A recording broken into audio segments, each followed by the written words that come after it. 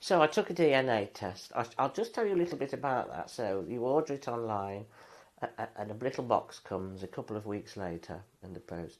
It's a little bit like doing a lateral flow test, to be honest. Only you spit in the tube rather than poke anything up your nose. But very similar in as much as there's little bits of plastic and tubes and bits to tear off.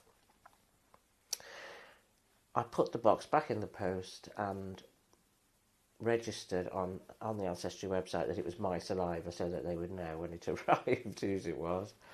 And then I waited, and eventually I got an email. I think it probably took about 6 to 8 weeks for my results to come through. And those results were in two parts. Firstly, there were details of my ethnicity. That's what people will be familiar with from television adverts for DNA tests, and I'll come to that shortly.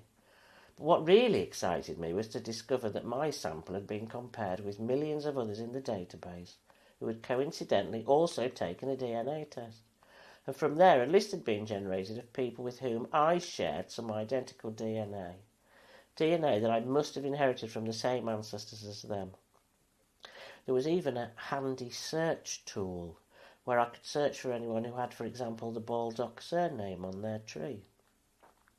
And that all made perfect sense, and I could see how useful this would be in proving the accuracy of the parts of my family tree.